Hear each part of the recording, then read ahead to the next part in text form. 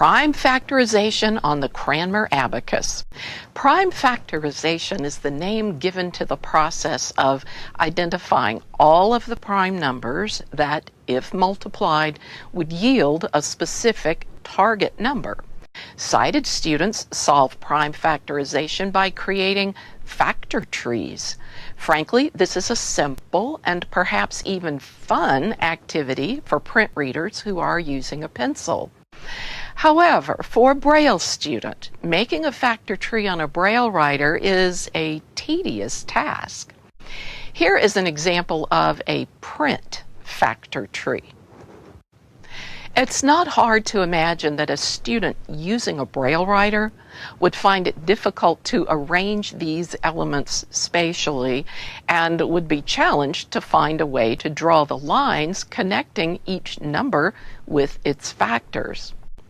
There is a very handy way to do prime factorization on the abacus rather than on a Braille writer.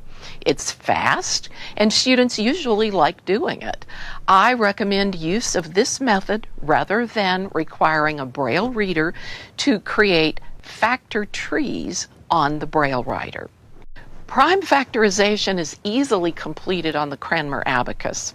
The method described here was created by Susan Osterhaus, a teacher at TSBVI and the state consultant in mathematics for students with visual impairments. Students who are print readers and who are creating a factor tree with a pencil on paper typically identify any two factors of the target number as their first step. For example, if given the number 120, they might begin with the factors 10 and 12. When working on the abacus, we encourage students to proceed in a more orderly way, starting with 2 and working through the remaining prime numbers until the task is complete. Here is how it is done. Let's find the prime factors of 120. Set 120 on the far right of the abacus. The student begins by considering whether the first prime number 2 is a factor of 120. Since 120 is an even number, the student should recognize that 2 is a factor of 120. Thus, the first prime factor of 120 is 2, and the student should set 2 on the far left of the abacus. Next, the student must determine what's left of 120 when 2 is factored out. This is technically a process of division, which most students can complete mentally.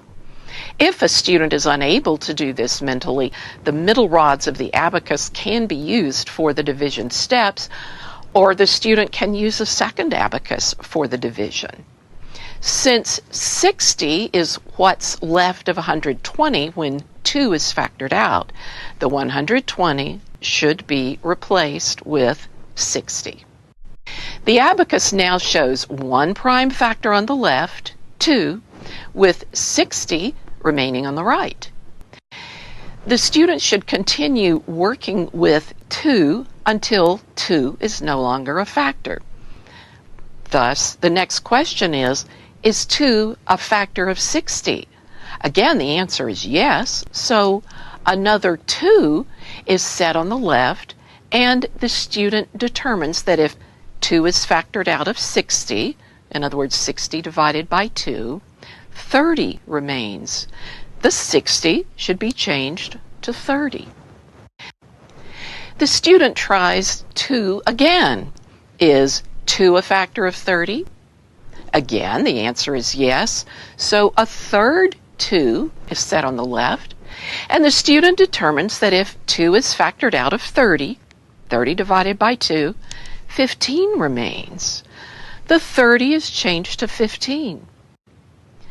The student should try 2 again, but will find that 2 is not a factor of 15. Thus, the student moves to the next prime number. Is 3 a factor of 15? Yes, it is. So 3 is set on the left of the abacus. When 3 is factored out of 15, 5 is left. The 15 should be changed to 5. The student should try 3 again, but 3 is not a factor of 5. The student moves on to the next prime number. Is 5 a factor of 5? Yes, of course it is. So 5 is set on the left of the abacus. Finally, when 5 is factored out of 5, all that is left is 1. The 5 on the right is changed to 1. The process of prime factorization is complete when 1 appears on the right side of the abacus. Reading the prime numbers from the left side of the abacus, we see that the prime factorization of 120 is 2 times 2 times 2 times 3 times 5, or 2 to the power of 3 times 3 times 5. Students will encounter prime factorization examples which have two-digit prime factors. For example, the prime factorization of 26 is 2 times 13. When setting a two-digit prime factor on the left of the abacus, I recommend that an empty rod be left before and after each two-digit prime factor for ease in recognition.